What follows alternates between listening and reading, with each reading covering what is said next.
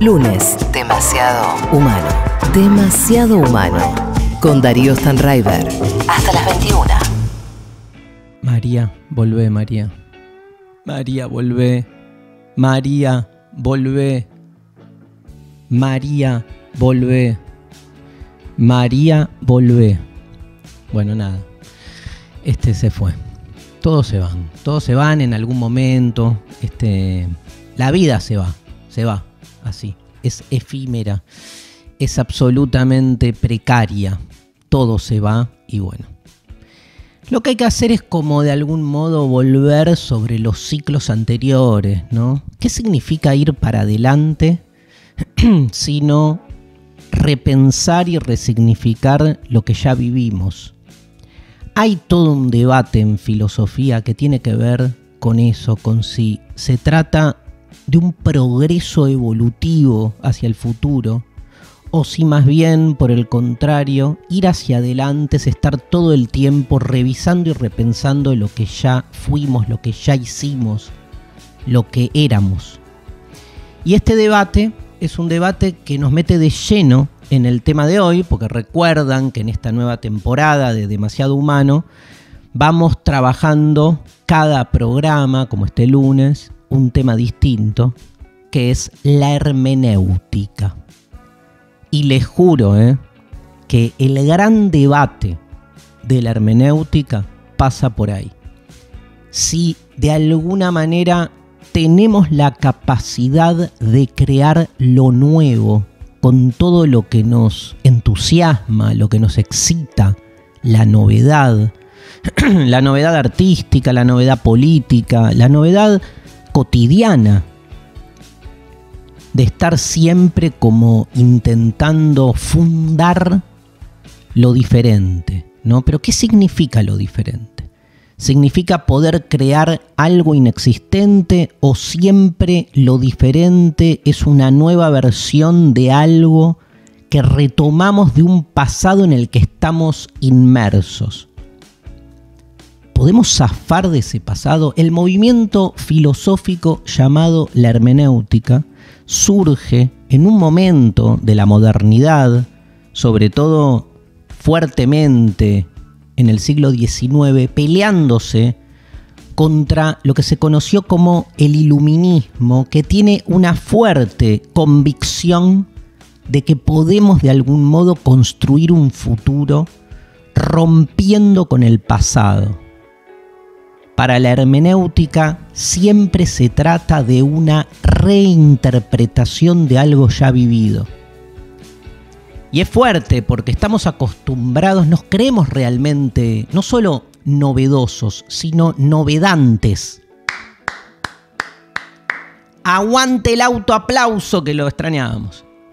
No existe novedantes, pero está bueno, que es como creemos, nos jactamos de poder estar siempre instalando lo original. ¿Vieron como que el gran mito del artista, del creador, es lograr generar algo que nadie hizo, ¿no? Esta idea de la originalidad que supone obviamente un ser humano que se crea a sí mismo, se arroga una especie de omnipotencia por poder de algún modo crear algo que nunca nadie pensó. Bueno, no, porque les quiero decir algo, incluso si estuviésemos logrando pensar algo que nadie pensó, lo estaríamos pensando con palabras que ya tienen un significado. O sea, lo absoluta, lo radicalmente nuevo es imposible. Entonces es como asumir, y esto nos dice la hermenéutica como movimiento, la hermenéutica como corriente filosófica. Es de ese tenor la hermenéutica, es como el marxismo, la fenomenología. Ahora la vamos a desgranar un poco, pero eso nos dice la hermenéutica. Revalida la tradición, pero no dogmáticamente. Bueno, hay de todo. En la hermenéutica, como hay de todo, hay una hermenéutica de izquierda, una de derecha, porque tiene una fuerte filiación religiosa, que es el lugar donde surge en algún punto con mucha fuerza. Sobre todo en las religiones del libro, como la nuestra cultura, que de algún modo está basada en la predominancia de un texto fundante como el bíblico, del que no hacemos más que releerlo, ¿no? Entonces esa tradición es una tradición revisitada permanentemente, pero hay un cambio de lógica, porque el futuro, ¿no? No es ir para adelante, sino es ir hacia adelante, releyéndonos permanentemente hacia el pasado. Una ruptura muy importante en nuestra forma de concebir el tiempo, lineal. Por eso es medio incomprensible, pero es cierto que cualquier cosa que estemos pensando, la estamos pensando retomando cuestiones de las que provenimos. Tradición viene de transmisión. La hermenéutica exalta la tradición porque exalta la transmisión de ideas, pero entiende que toda transmisión supone siempre un acto de traducción. Tradición, transmisión, traducción, porque estamos traduciendo el pasado a la hora de retomar conceptos tradicionales. ¿Cuál es la cuarta? Tradición, transmisión, traducción, traición. Traición. Un hermeneuta no puede sino ser un traicionero que se pelea permanentemente con esas palabras, esas ideas, esos conceptos que llegan hasta nosotros y que de algún modo nos constituyen en este texto que somos. La palabra hermenéutica, como vamos a ver a lo largo de este programa, es una palabra griega. Tiene su origen etimológico, obviamente, en el mundo y en el idioma griego, remite al dios Hermes, el dios, diríamos, de la comunicación. De ahí viene, significa interpretación. La palabra hermenéutica está conformada por el término interpretación y arte o destreza. La hermenéutica es como el arte de interpretar, sería eso. Pero quise empezar desde un lugar más ontológico, porque la clave de la hermenéutica es que así como por un lado puede ser una forma, una técnica para interpretar textos u obras de arte, ¿no? Palabra que encontramos permanentemente a la hora de, no sé, de el análisis crítico de un libro o de un cuadro, como este cuadro que tenemos, estoy señalando bien, sí, que tenemos acá, que nos trajo Mariana Collante, que no me acuerdo de quién es, pero que después nos va a decir, donde de alguna manera uno puede decir, bueno, a ver Darío, haceme una hermenéutica del cuadro. ¿Qué cuadro es, Marian? Contame. Es Kandinsky. Es un cuadro de Kandinsky. Hacemos una hermenéutica del cuadro de Kandinsky.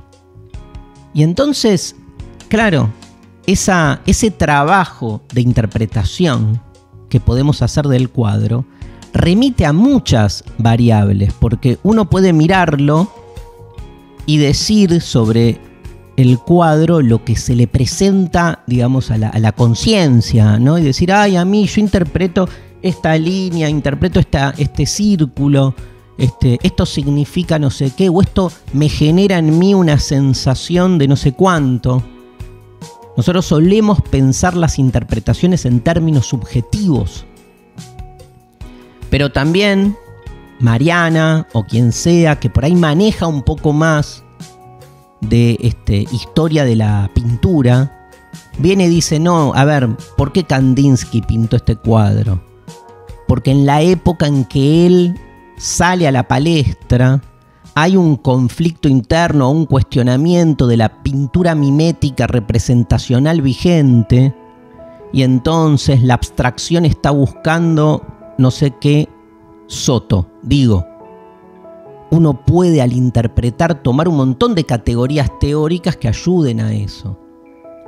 Lo que pasa que en el fondo la interpretación de algo nos coloca en un debate fascinante, que es si hay una interpretación única de las cosas, o verdadera, o correcta, o si la hermenéutica justamente nos habilita una diversidad de interpretaciones muy distintas que entran en un conflicto, que cada una busca, no sé si imponerse, pero sí postular su propia versión, y que ninguna de las versiones termina siendo la verdadera. Y en general, digamos, la cuestión hermenéutica interpretativa suele ir por ese lado. Porque nosotros tenemos como muy asentada la concepción de que interpretar es un añadido subjetivo, ¿vieron? Interpretame el cuadro de Kandinsky, es ¿qué me pasa a mí? Entonces yo digo, me pasa tal cosa. Y se supone que es importante lo que yo digo, ¿no? Que no es que no lo sea. Pero digo, tal vez la interpretación de una obra de arte no sea más que un plexo en el cual, digamos, convergen todas las interpretaciones diversas y posibles que a lo largo de la historia se han hecho de esa obra. Fascinante pensarlo así, ¿no? Tal vez un libro no es un libro, sino las infinitas interpretaciones que desde siempre y para siempre el libro recibe. Y el libro va expandiéndose, aumentando su caudal interpretativo y por lo tanto aumentando también su condición textual. Ahora, una cosa es la hermenéutica como técnica de interpretación de un cuadro, de un libro, de un poema, de lo que sea. Y otra cosa, que es el gran corte que en filosofía se da con autores, sobre todo ya finales del siglo XIX y principios del XX, Nietzsche en adelante, pero en especial creo yo con la obra de Heidegger, que es cuando la hermenéutica se vuelve ontológica. Que ya no es pensar hermenéuticamente la interpretación de una obra, sino es pensar que nuestra relación de conocimiento primigenia con la realidad es de carácter hermenéutico. ¿Qué mierda significa lo que acabo de decir? Que cuando nosotros nos relacionamos con cualquier práctica, estamos siempre interpretando las cosas. Es hacer de la realidad un gran texto que nos exige permanentemente estar en estado de interpretación. La ontología hermenéutica. Heidegger nos invita a pensarnos, retomando a Nietzsche, en una relación de interpretación permanente con las cosas, con el amor, con la libertad, pero también con el color blanco que nos rodea, también con la geometría en la que vivimos, también con lo que pensamos de nosotros mismos. Y entonces cambia un poco el eje, porque ya no es una mera práctica o destreza para acceder a los textos, sino que es hacer del texto una ontología. No daba autoaplauso ahí, pero me gustó. Hacer del texto una ontología, que es, aunque nos cueste, es entender que cualquier cosa que tenemos supone siempre un abordaje que nunca es definitivo, porque siempre es interpretativo. Acá tenemos, por ejemplo, Borges. Borges es un gran ejemplo de esto que estoy diciendo. Hay un cuento de Borges que está acá que se llama La Biblioteca de Babel, que de algún modo nos muestra cómo el mundo mismo no es más que una biblioteca infinita, donde cada una de las páginas de esos libros que allí están en realidad remiten a cada una de las cosas que nos rodean. Yo sé que nos cuesta más en esta cultura de la imagen, de la vista, donde todo de algún modo parecería ser un objeto que tenemos directamente alineado a la mirada. Pero siempre estamos leyendo las cosas, ¿no? Yo creo que hay que recuperar algo del verbo leer. Porque estamos leyendo los fenómenos que nos rodean suponen siempre una lectura y una relectura. Interpretar es casi la condición originaria con la que nos vinculamos con todo lo que hacemos. La pregunta es si esa interpretación tiene límites o no tiene límites. Fíjense el gran debate que hay hoy, por ejemplo, no sé, en la política sobre la libertad. Todo el mundo define libertad como se le canta el orto. Y hay formas muy disímiles de, digamos, concebir qué significa ser libre. ¿Hay una interpretación más verdadera a la hora de definir qué es la libertad?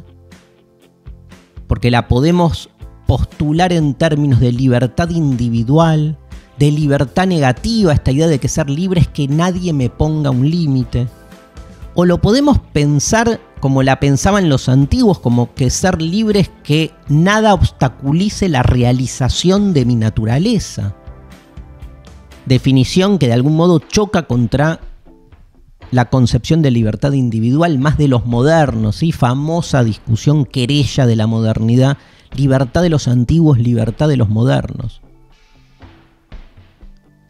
Lo que me parece fundamental en ese sentido es entender que uno de los dilemas a los que nos invita la hermenéutica tiene que ver con eso, con los límites de toda interpretación. Porque el esquema sería este, gente. Si todo es interpretación, si como decía Nietzsche, no hay hechos sino interpretaciones, la pregunta es, ¿pueden convivir las diversas interpretaciones entre sí o siempre hay una lucha de interpretaciones? O siempre hay una lucha de interpretaciones. La agarro a la amiga Evita porque, bueno, el peronismo es un gran ejemplo de que cuál es el peronismo correcto. Si hay tantas versiones del peronismo que incluso diría hermenéuticamente que hay más interpretaciones del peronismo de lo que el peronismo es. Me van a matar, mejor no aplaudo. Pero, ¿qué significa esto? Que muchas veces las interpretaciones exceden incluso el original. Exceden el original. Y quiero decirles algo. Muchas veces cuando se debate lo que es el peronismo, viene uno y dice, lean a Perón. Y ahí está. Claro, el problema es que quien gesta una obra también es un intérprete. Porque la obra excede al autor. Mini autoaplauso. Es un nuevo... Lo voy a lanzar al mercado. Mini autoaplauso. Si hay lucha de interpretaciones, hay siempre una interpretación vencedora, que es la que se vuelve hegemónica y se instala como verdad. La hermenéutica en algún punto cuestiona esa idea de verdad absoluta o única, porque entiende que hay siempre un ejercicio de relectura. Y en esas relecturas no todas las lecturas son las mismas, ¿no? Y digo una cosa más. Ojo con el verbo interpretar. ¿Vieron cuando uno dice qué bien interpretó tal actor al personaje de una obra de teatro, de una película? ¿Vieron que ahí interpretar ya no significa lo interpreto como se me canta el orto, sino que le estamos como de algún modo celebrando que encontró algo de la verdad del personaje?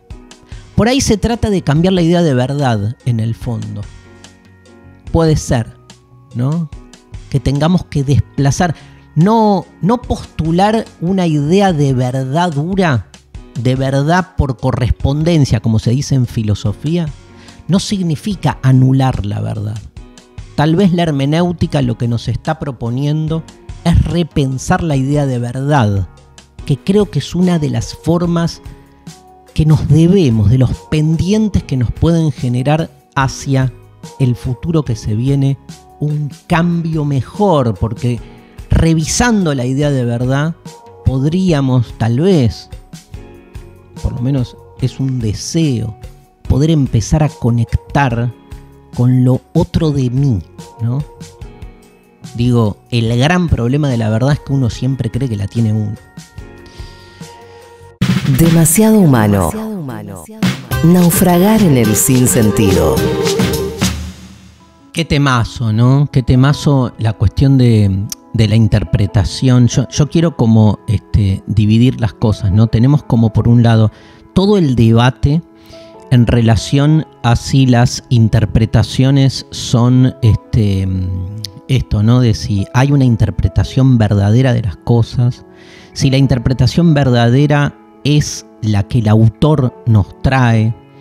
Claramente dijimos al cierre del primer bloque que no, que en todo caso el autor es un intérprete más. Pero es difícil, porque el autor dice, pero la inventé yo la obra, escribí un cuento, ¿viste? Y después es como que te lo interpretan de un modo diferente. El autor en general, si sale a defender su interpretación, no da, es medio pavo. O sea, vos lo que haces cuando creás es como de algún modo ofrecerle, entregás al mundo algo que sale de vos y que de algún modo, digamos, ya no te pertenece.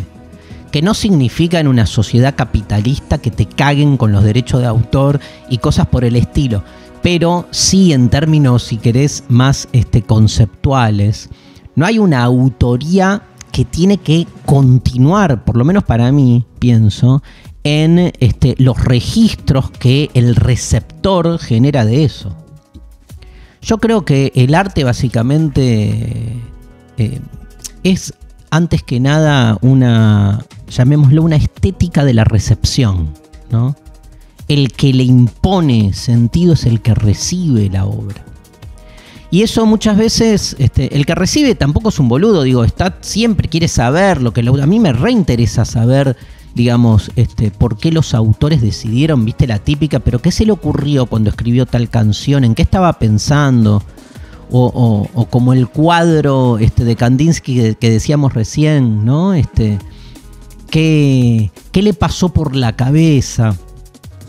E inmiscuirse en la vida privada por ahí del autor, del artista, para entender, ¿no?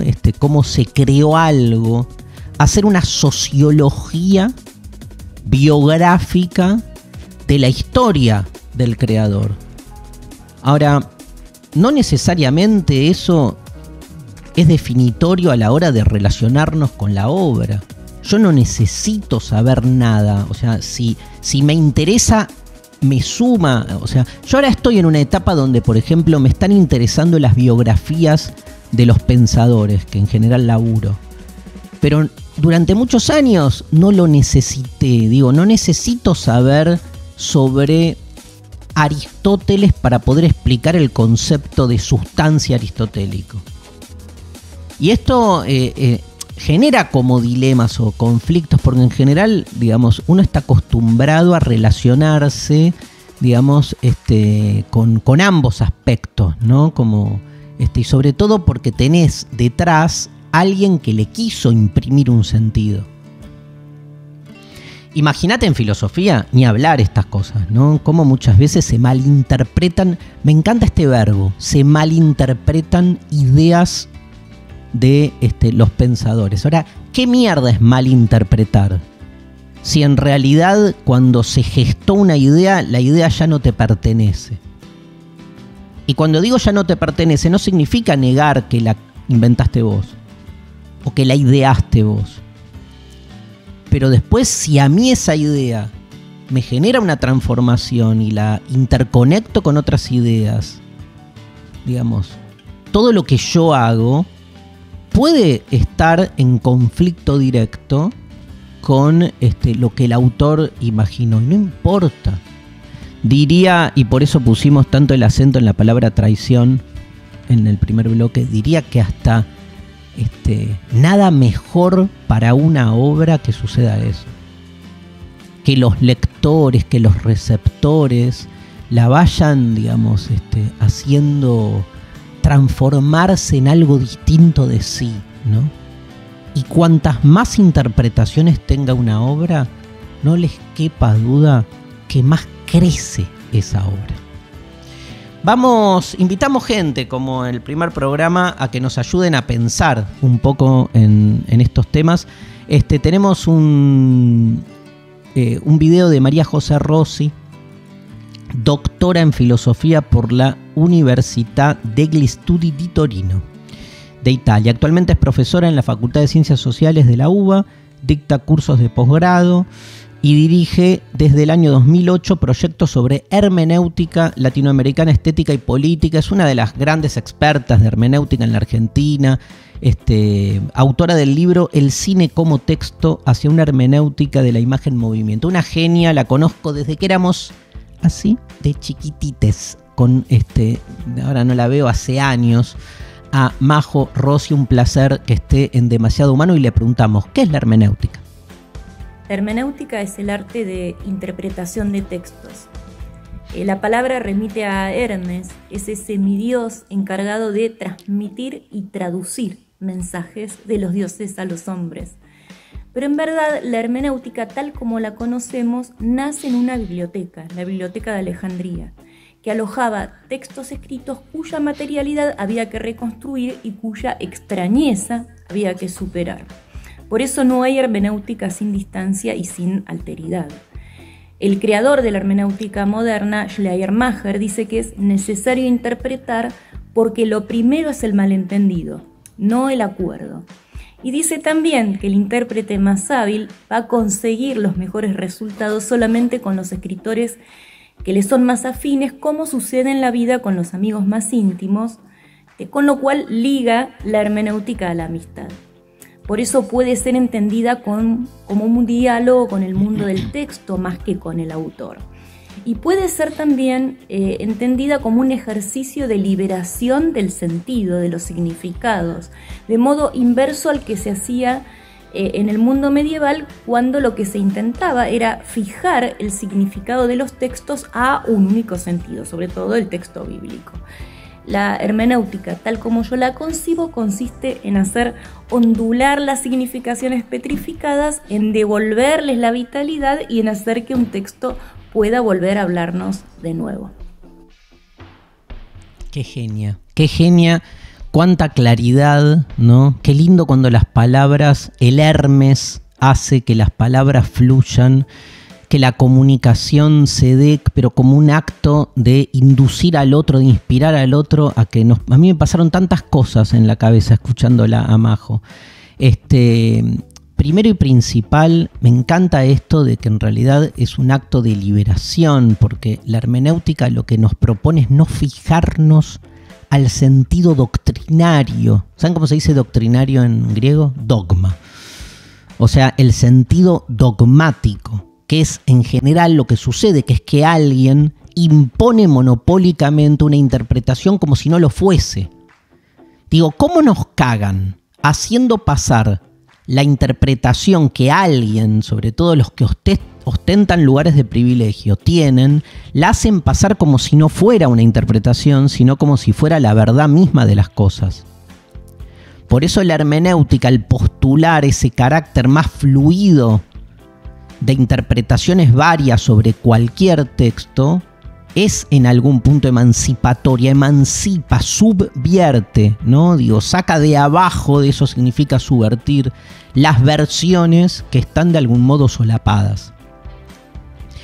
Después lo que dijo María José es esta idea de una hermenéutica que proviene de la hermenéutica religiosa, pero se mueve hacia otro lado. Pero es interesante pensar que nosotros provenimos en nuestra identidad textual, digo, los textos que nos han ido constituyendo. Uno de ellos, tal vez el de mayor impronta, es la Biblia.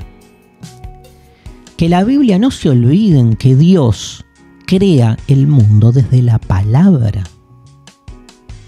Dios dice, hágase la luz, y se hace la mierda de la luz a través de un acto lingüístico.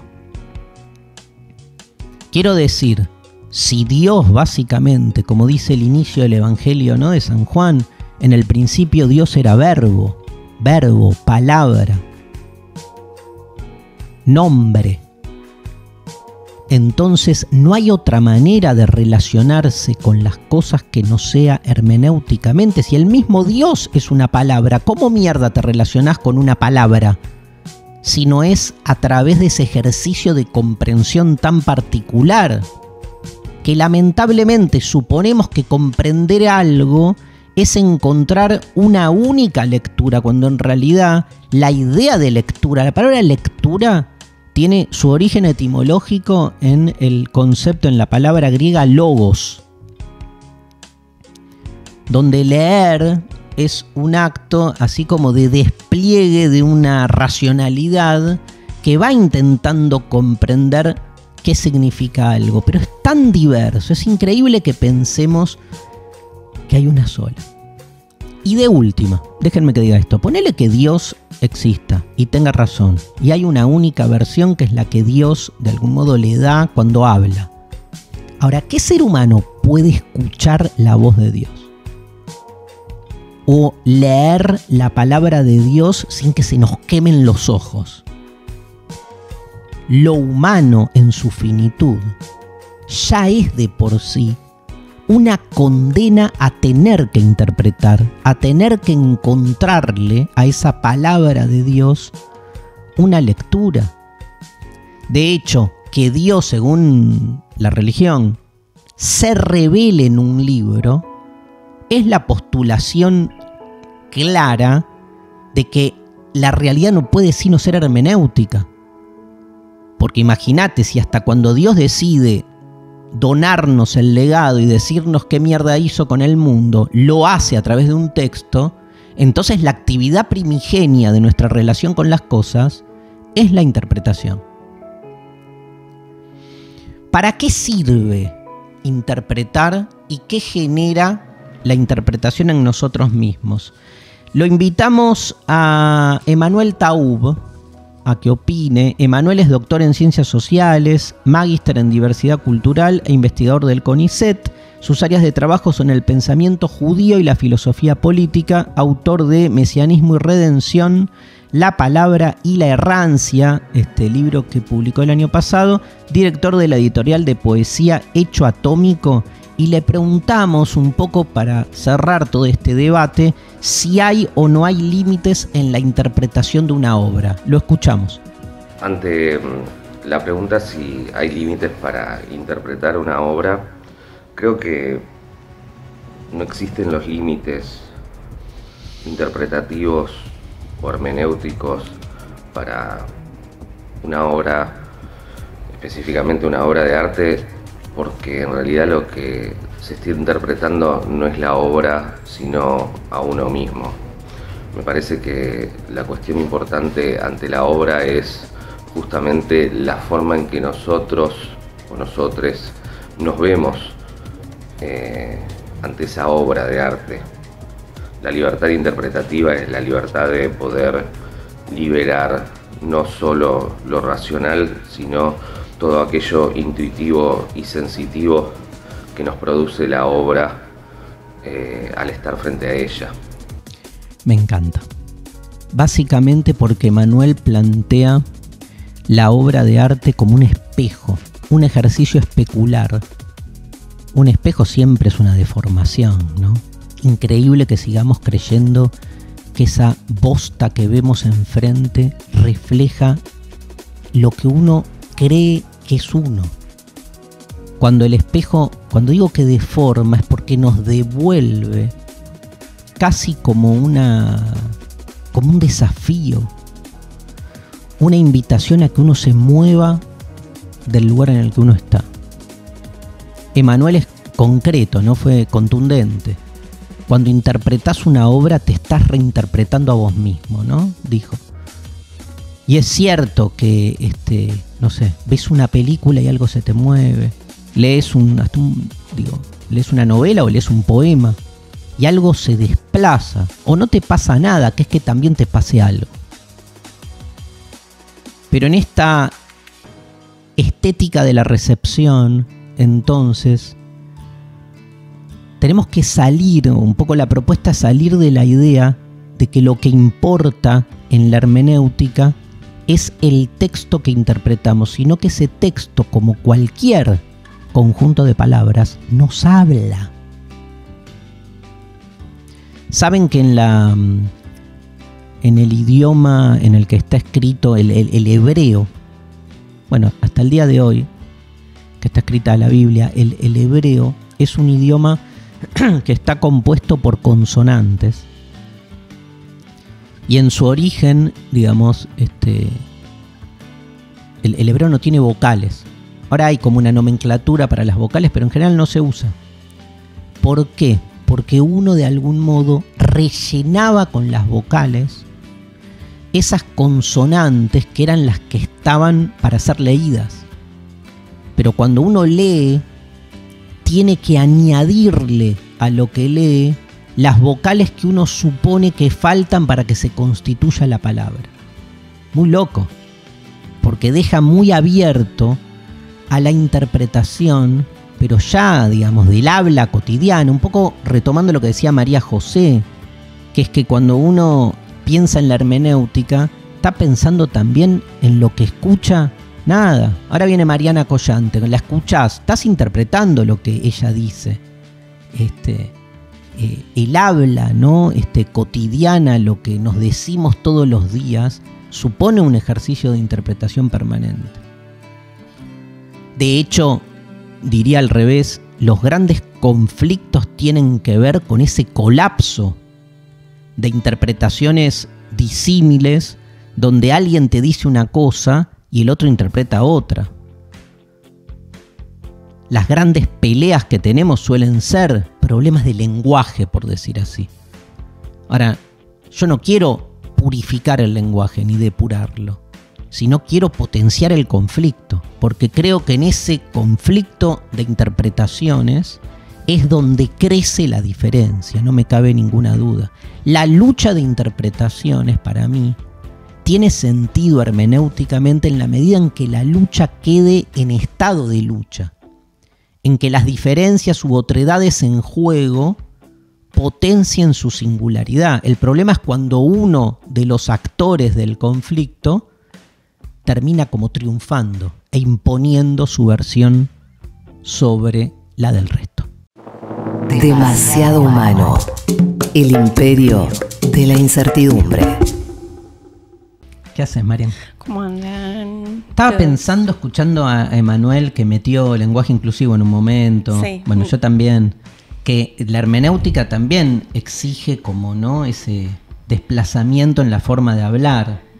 Que no hay un lenguaje bien hablado o mal hablado, sino que hay formas donde se instituye como cierto modo de hablar como si fuese el correcto. Por eso molesta tanto cuando desde el interior mismo del lenguaje se buscan ciertas rupturas. Sí, ¿sabes quién defendía mucho eso y coincidía con otro que era Roberto Arlt? Borges y Roberto Arlt en un momento escriben casi el mismo texto que se llama El lenguaje de los argentinos, y ahí él defiende que sea permeable.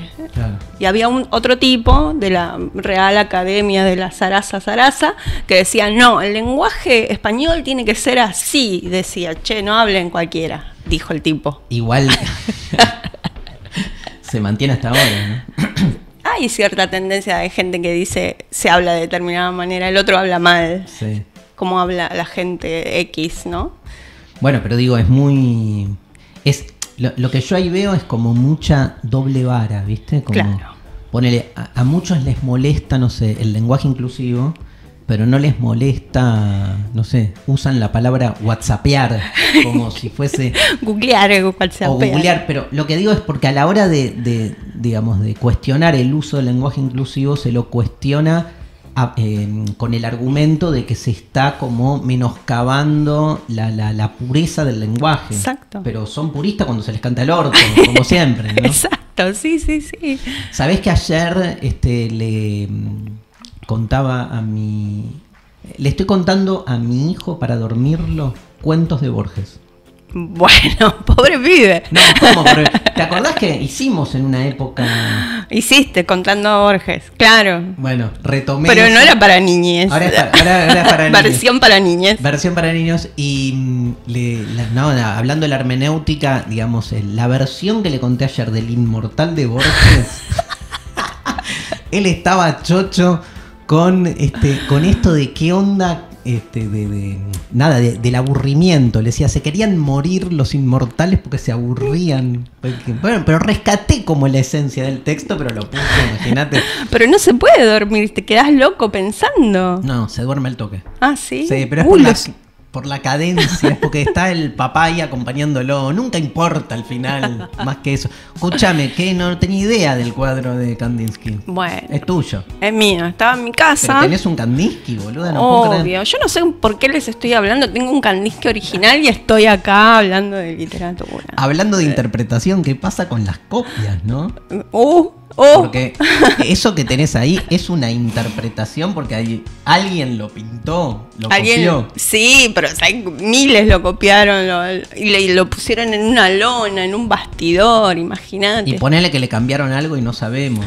Obvio, seguro. Y esto es mejor que el Kandinsky. Claro, pero aparte no sabemos cuáles son las dimensiones reales del Kandinsky original. Ponele, ya con eso ya listo. Porque si yo quiero la misma copia, pero más grande, la van a hacer y todo se va a estirar. ¿Y Kandinsky qué va a decir? Nada, es una interpretación, dice Kandinsky. Porque está muerto. Porque está muerto. La familia no sé qué dirá, pero bueno. Bueno, ¿qué nos trajiste? ¿La interpretación de qué texto? Traje El animal sobre la piedra, Daniela Tarazona. Es una novela de editorial Entropía.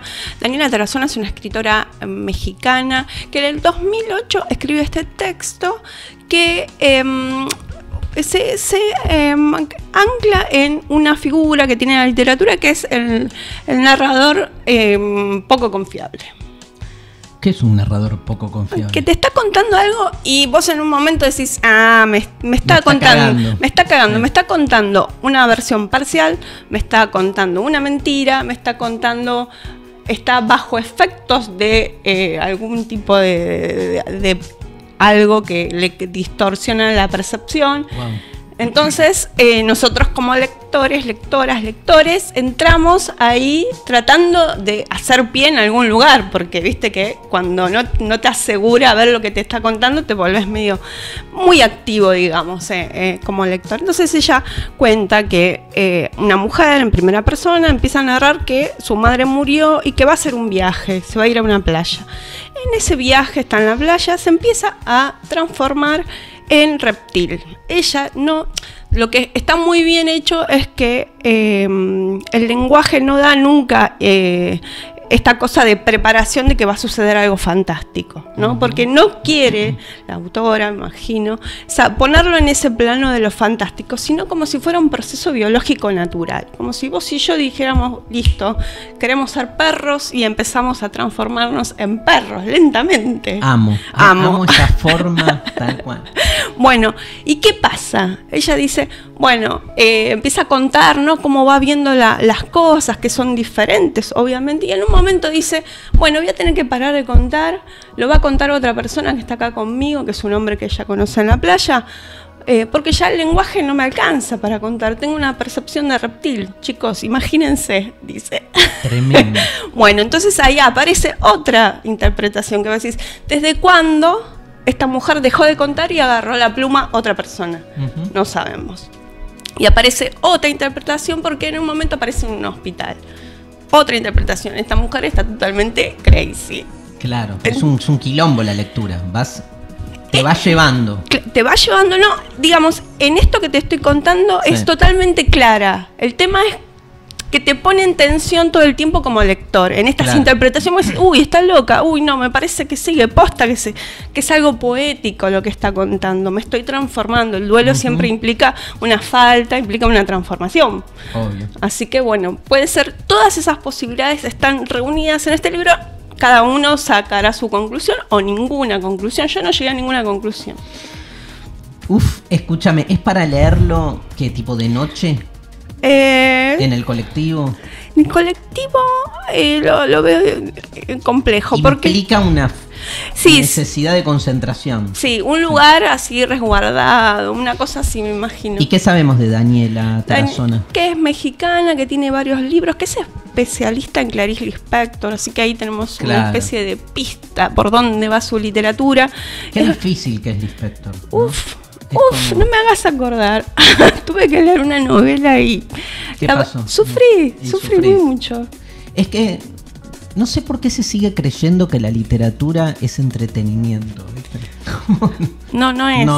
No es. Es básicamente... Puede serlo. No, pero también puede serlo. Hay un tipo de literatura que está pensada específicamente para entretener. Sí. Lo que digo es que la literatura que te conmueve, nada, te perturba, ¿no? Obvio. Genera eso. Y si no te perturba, si no pasa nada, bueno. De una. Bueno, gente, saben, Daniela Tarazona, El animal sobre la piedra, editorial Entropía, es lo que nos trajo hoy Mariana Collante. Gracias, Mariana. De nada. Nos vemos el lunes que viene. Bueno, se nos fue el programa y queremos agradecer a todo el equipo que hace esta nueva temporada de Demasiado Humano. Lautaro Monzani, Milton Rey Chapur, Malena Amra y Mariana Collante y Sophie Cornell, que está acá todos los lunes. Estamos muy felices de compartir este espacio en la Futurock. Les dejamos un gran abrazo y nos vemos el lunes que viene, ¿no, Mariana? Sí, chao. Bueno, hasta luego. Chao. Demasiado humano. Salirse de control.